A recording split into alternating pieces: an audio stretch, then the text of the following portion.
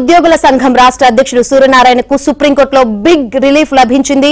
ముందస్తు బెయిల్ మంజూరు చేస్తూ Justice Abhay S Oka, Justice Ujjal భూయాన్ల ధర్మాసనం తుది తీర్పిచ్చింది. ఈ కేసుకు సంబంధించి సెప్టెంబర్ 15న న్యాయస్థానం మధ్యంతర బెయిల్ మంజూరు చేసింది. ఆ సందర్భంలో రాష్ట్ర ప్రభుత్వానికి నోటీసులు ఇచ్చి విచారణకు సహకరించాలని సూర్యనారాయణను ఆదేశించింది. అనంతరం 2 సార్లు విచారణకు వచ్చినప్పటికీ రాష్ట్ర ప్రభుత్వం నుంచి సరైన స్పందన రాలేదు. దీనిపై సుప్రీం ధర్మాసనం ఆగ్రహం వ్యక్తం చేసింది. ఈ నెల 12న విచారణకు వచ్చిన సందర్భంలో 41A కింద నోటీసులు ఇచ్చినట్లు ప్రభుత్వం తరపు న్యాయవాది కోర్టుకు తెలిపారు. దీనిపై స్పందించిన న్యాయస్థానం సూర్యనారాయణను ఎన్నిసార్లు విచారించారో వివరాలు సమర్పించాలని ఆదేశించింది. మంగళవారం మరోసారి పిటిషన్ విచారణకు రావడంతో ఒకసారి మాత్రమే విచారణకు పిలిచామని, అందుకు సహకరించారని కోర్టుకు తెలిపారు. ఆయన పలుకుబడి ఉన్న వ్యక్తి అయినందున ముందస్తు బెయిల్ ఇస్తే సాక్ష్యాలు తారుమారయ్యే ప్రమాదం ఉందని వాదనలు వినిపించారు.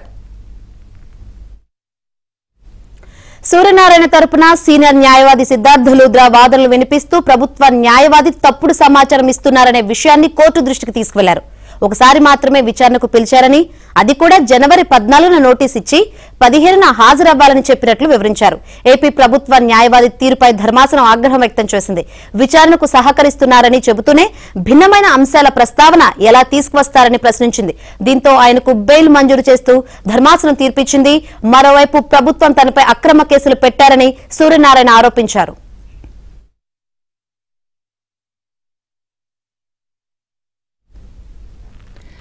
ఎంపీ కేశినేనిపై టీడీపీ నేత బుద్ధ వెంకన్న ట్విట్టర్ వేదికగా నిప్పులు చెరిగారు.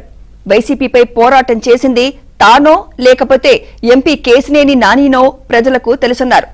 తెలుగుదేశం పార్టీలో ఓ వెలుగు వెలిగిన కేశినేని కోవర్టుగా పనిచేసిన వెల్లంపల్లి, విజయసాయిరెడ్డిల పక్కన చూస్తుంటే బాధేస్తోందంటూ సెటైర్లు వేశారు. ఇంత బతుకు బ్రతికి ఇంటి వెనుక చచ్చినట్లుందని ట్విట్టర్లో పేర్కొన్నారు. తెలుగుదేశం పార్టీ మీద ఎంపీ కేశినేని విమర్శలు చేసే ముందు 1కి 2 సార్లు ఆలోచించుకోవాలని సూచించారు.